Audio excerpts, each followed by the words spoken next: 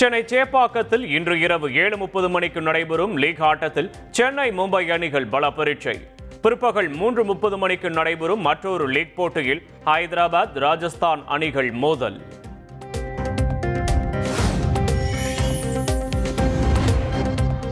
Chennai Mumbai IPL போட்டியை காண வரும் பார்வையாளர்கள் போட்டிக்கான டிக்கெட்டை பயன்படுத்தி மாநகர பேருந்துகளில் இலவசமாக பயணம் மேற்கொள்ளலாம். சென்னை மெட்ரோ ரயிலிலும் IPL டிக்கெட்டை காண்பித்து இலவசமாக பயணிக்கலாம் என்று அறிவிப்பு.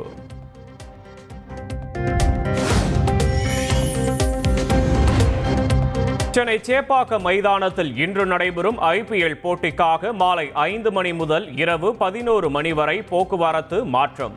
பாஸ் வைத்திருப்பவர்கள் மட்டும் அவர்களுக்கு ஒதுக்கப்பட்ட இடத்தில் கார்களை நிறுத்த அனுமதி அளிக்கப்படும் என போக்குவரத்து துறை அறிவிப்பு.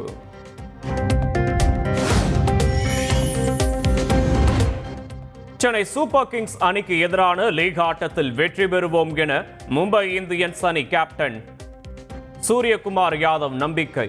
தொடக்க போட்டிகளில் 11 ஆண்டுகளாக சந்தித்து வரும் தோல்விக்கு முற்றுப்புள்ளி வைப்போம் என்றும் உறுதி.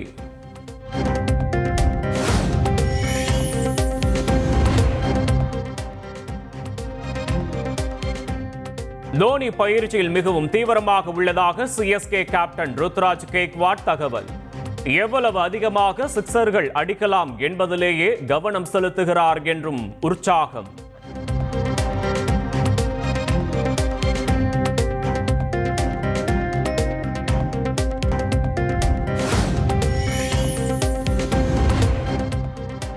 IPL தொடரின் முதல் லீக் போட்டியை வெற்றியுடன் தொடங்கியது ராயல் சேலஞ்சர்ஸ் பெங்களூர்.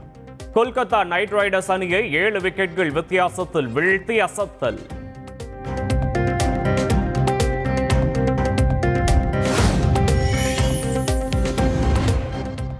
சென்னையில் நடைபெற்ற தொகுதி சீரமைப்பு கூட்டு நடவடிக்கை குழு கூட்டத்தில் முக்கிய தீர்மானங்கள் நிறைவேற்றும். ஜனநாயகத்தை காக்க தொகுதி மறுவரையறை பணிகளை மத்திய அரசு வெளிப்படையாக மேற்கொள்ள வேண்டும் என வலியுறுத்தல்.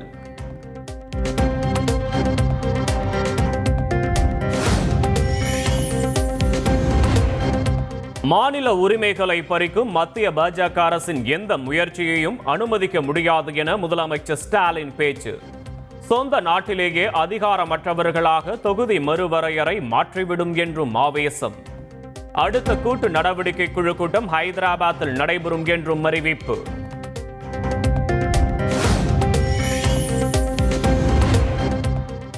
தொகுதி மறுசீரமைப்பு விஷயத்தை தெளிவுபடுத்த வேண்டியது மத்திய அரசின் கடமை. மாநிலங்களுடன் அர்த்தமுள்ள உரையாடலை தொடங்க வேண்டும் என கேரள முதலமைச்சர் பினராயி விஜயன் வலியுறுத்தல்.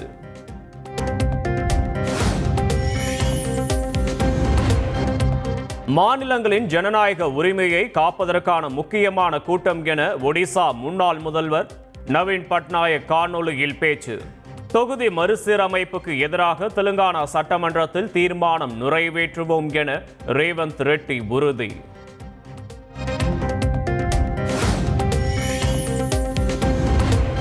நாட்டிற்கு ஒரு செய்தியை கூறும் கூட்டமாக இந்த கூட்டு நடவடிக்கை குழு கூட்டம் அமையும்.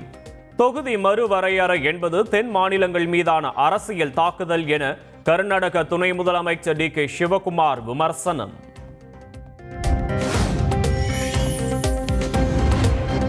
மக்கள் தொகை அடிப்படையில் தொகுதி மறுசீரமைப்பு கூடாது என்று பஞ்சாப் முதலமைச்சர் பகவந்த் மான் வலியுறுத்தல். தொகுதி மறுசீரமைப்புக்கு எதிரான நடவடிக்கைக்கு 100% ஒத்துழைப்பு தருவதாகவும் உறுதி.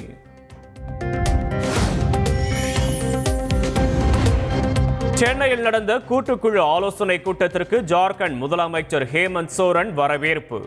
மக்கள் தொகை அடிப்படையில் மட்டுமே நடக்கும் தொகுதி மறுசீரமைப்பு நியாயமாகவும் சமமாகவும் இருக்க முடியாது என கருத்து.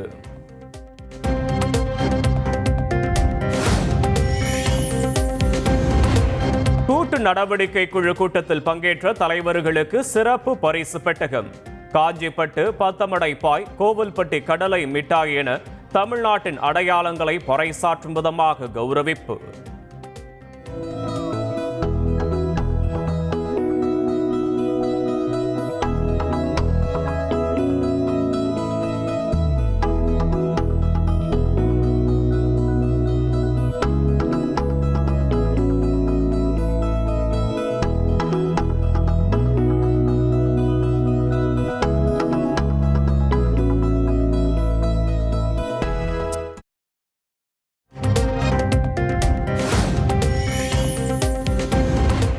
தொகுதி மறுவரையறையை 25 ஆண்டுகளுக்கு ஒத்திவைக்க கோரி தீர்மானம்.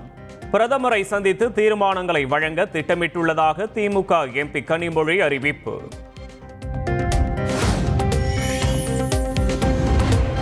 தொகுதி மறுசீரமைப்புக்கு எதிராக திமுக நடத்திய ஆலோசனை கூட்டம் ஒரு நாடகம் என தமிழக பாஜக தலைவர் அண்ணாமலை விமர்சனம். தொகுதி மறுசீரமைப்பால் எந்த மாநிலத்திற்கும் பாதிப்பு வரப்போவதில்லை என்றும் திட்டவட்டம்.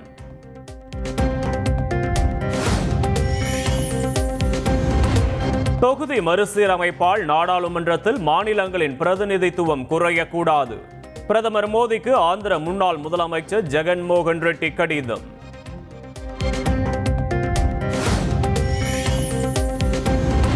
தங்கம் விலை சவரனுக்கு 320 ரூபாய் குறைந்தது. ஒரு சவரன் ஆபரண தங்கம் 65,840 ரூபாய்க்கு விற்பனை.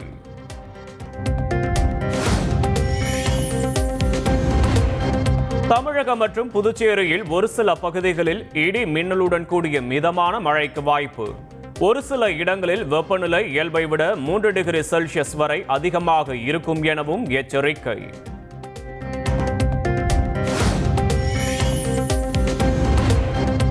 தேனி, தஞ்சாவூர், விருதுநகர் உட்பட தமிழ்நாட்டின் பல்வேறு பகுதிகளில் பரவலாக மழை. வெப்பம் தணிந்ததால் பொதுமக்கள் மகிழ்ச்சி.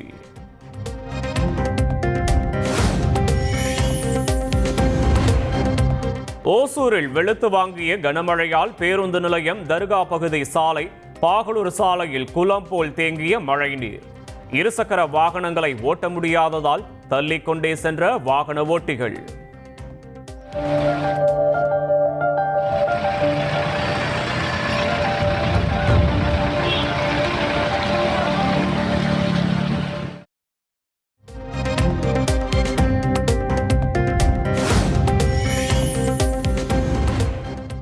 தூத்துக்குடியில் பெய்த கனமழையால் காவல் நிலையத்திற்குள் புகுந்த மழைநீர்.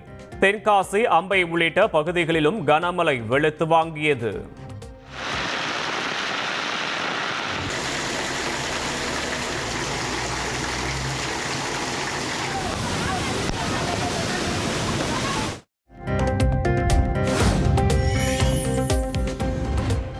தமிழகத்தில் உள்ள 8 போக்குவரத்து கழக மேலாண் இயக்குநர்களுக்கு அரசு போக்குவரத்து கூடுதல் தலைமை செயலாளர் பனீந்திர ரெட்டி சுற்றறிக்கை. கோடை வெயிலிலிருந்து தற்காத்துக் கொள்ள ஓட்டுநர், நடத்துனர்கள் அனைவருக்கும் ORS பொட்டலங்களை வழங்க வேண்டும் என அறிவுறுத்தல்.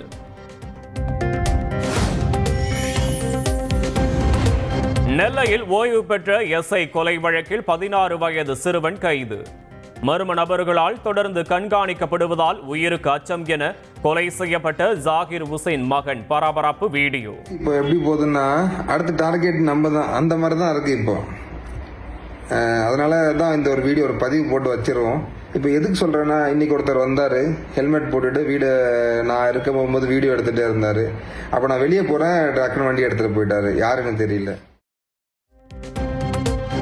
ஜாகிர் ஹுசைன் வீட்டிற்கு துப்பாக்கி ஏந்திய போலீஸ் பாதுகாப்பு அளித்து நெல்லை மாநகர காவல் ஆணையர் உத்தரவு.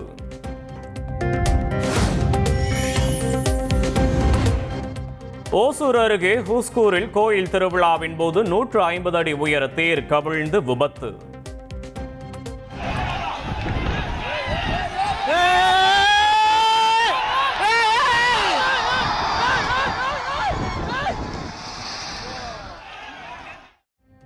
பலத்த காற்று வீசிய போது தேர் அப்படியே சாய்ந்ததில் ஒருவர் உயிரிழந்த சோகம்.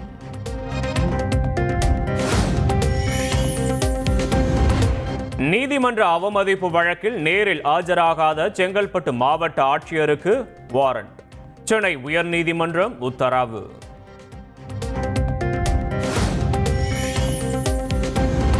முல்லை பெரியாறு அணையில் தேசிய அணைகள் பாதுகாப்பு ஆணைய குழுவினர் ஆய்வு. அணையின் பராமரிப்பு பணிகள் வழக்கம் போல் தொடரும் என அறிவிப்பு.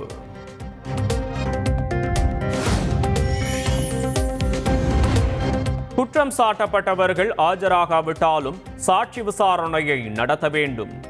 குண்டுவெடிப்பு வழக்குகளை விசாரிக்கும் பூந்தமல்லி NIA சிறப்பு நீதிமன்றத்திற்கு சென்னை உயர்நீதிமன்றம் அறிவுறுத்தல்.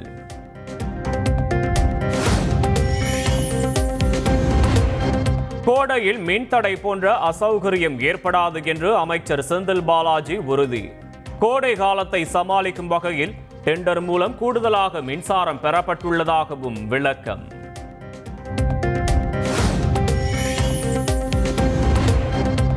விழுப்புரம் மாவட்டம் மரக்காணம் விசச்சாராய உயிரிழப்பு சம்பவத்தில் 5 போலீசாருக்கு கட்டாய ஓய்வு. விழுப்புரம் சரக டிஐஜி திஷாமுத்தல் அதிரடி உத்தரவு.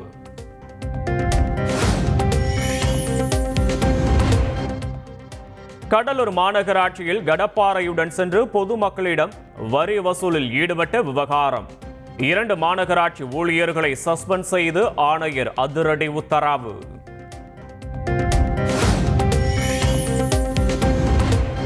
விழுப்புரத்தில் தனியார் மருத்துவமனையில் சிகிச்சை பெற்று வந்தவர் உயிரிழந்ததால் உறவினர்கள் ஆத்திரம். மருத்துவமனை மீது கல்வீசி தாக்குதல் நடத்தியதால் பரபரப்பு.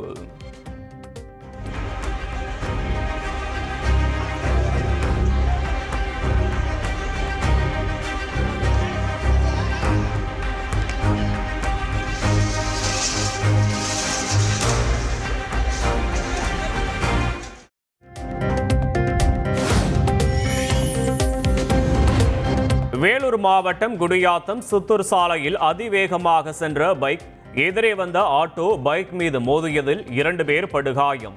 KTM பைக்கில் வந்த கல்லூரி மாணவரை பிடித்து போலீசாரிடம் ஒப்படைத்த பொதுமக்கள்.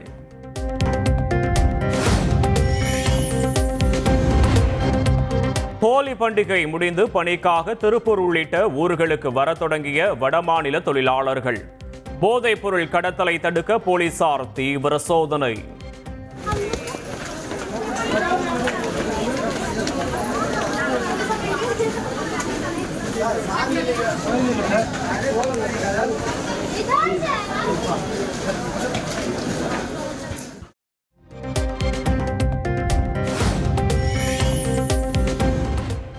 கூட்டுறவுத்துறை பொல்லாத துறை, நல்ல பெயர் எடுக்க முடியாது, கெட்ட பெயர்தான் எடுக்க முடியும் என அமைச்சர் தாமு அன்பரசன் பேச்சு.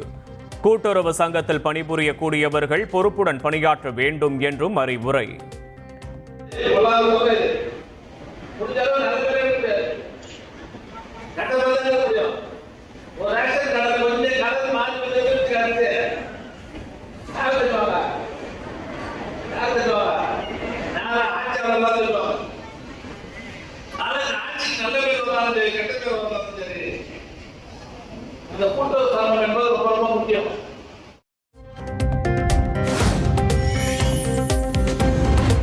தாம்பரம் கன்னியாகுமரி இடையே 28 மற்றும் 31ஆம் தேதிகளில் ரம்ஜான் சிறப்பு ரயில் இயக்கப்படும். முன்பதிவு இன்று காலை 8 மணிக்கு துவங்கும் என தெற்கு ரயில்வே அறிவிப்பு.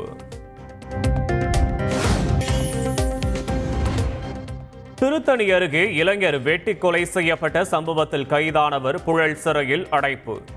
1000 ரூபாய் கடனை திருப்பி கேட்டதால் நண்பனை கொன்றதாக கைதானவர் பகீர் வாக்குமூலம்.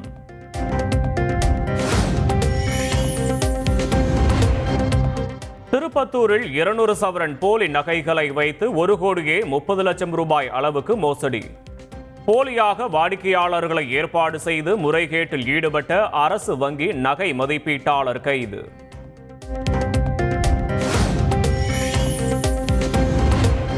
சென்னை கோயம்பேட்டில் உள்ள தேமுதிக தலைமை அலுவலகத்தில் இஃப்தார் நோன்பு நிகழ்ச்சி.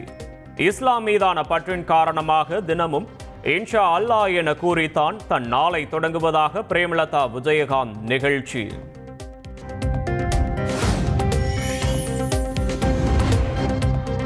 ராமநாதபுரம் மாவட்டம் தங்கச்சி மடத்தில் நாம் தமிழர் ஒருங்கிணைப்பாளர் சீமான் தலைமையில் ஆர்ப்பாட்டம்.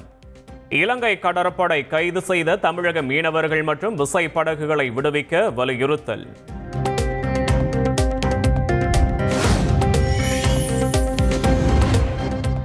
சென்னை KK நகர் ESI மருத்துவமனையில் மாணவர்கள் உள்ளிருப்பு போராட்டம். ஒப்பந்த ஊழியரால் 4ஆம் ஆண்டு மருத்துவ மாணவர் தாக்கப்பட்டதற்கு கண்டனம்.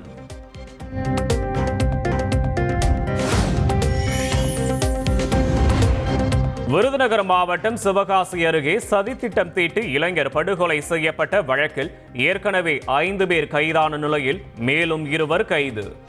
கொலைக்கு பழிக்கு பழி வாங்கும் நோக்கில் சம்பவம் நடந்ததாக வாக்குமூலம். சங்கரன் கோவிலில் இருசக்கர வாகனத்தை போட்டோ எடுத்த பெண் காவலருடன் இளைஞர் வாக்குவாதம். அபராதம் விதிக்க வேண்டாம், போட்டோவை அழித்து விடுங்கள் என்று கூறியதால் சலசலப்பு.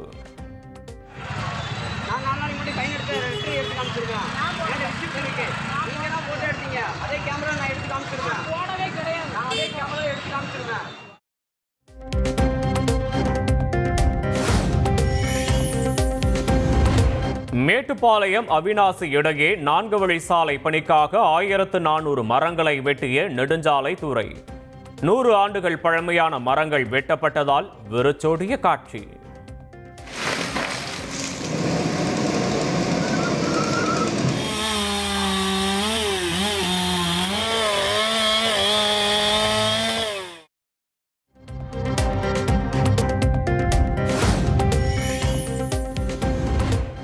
உதகை குன்னூர் இடையே 28ஆம் தேதி முதல் ஜூலை 7ஆம் தேதி வரை சிறப்பு மலை ரயில் இயக்கப்படும்.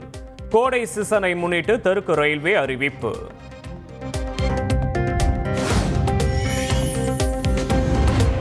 தூத்துக்குடியிலிருந்து சென்னைக்கு முதல் முறையாக விமானத்தில் பறந்த பள்ளி மாணவர்கள். சொந்த செலவில் மாணவர்களை அழைத்து சென்ற தலைமை ஆசிரியருக்கு குவியும் பாராட்டு.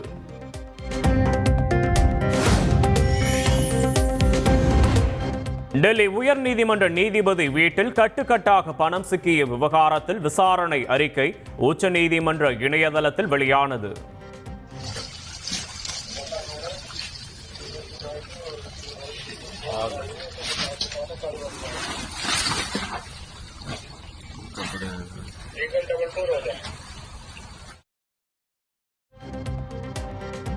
யஷ்வந்த் வர்மா மீதான புகாரை விசாரிக்க 3 நீதிபதிகள் அடங்கிய விசாரணை குழுவை அமைத்து உச்சநீதிமன்றம் உத்தரவு.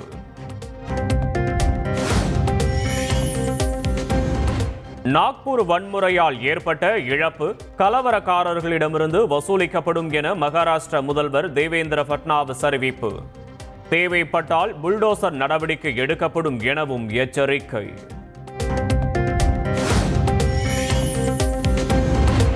மேற்கு வங்கத்தில் பார்களில் பெண்களுக்கு பணி வழங்க வகை செய்யும் சட்ட மசோதாவுக்கு பாஜக எதிர்ப்பு. மசோதாவை திரும்பப் பெற வலியுறுத்தி கொல்கத்தாவில் ஆர்ப்பாட்டம்.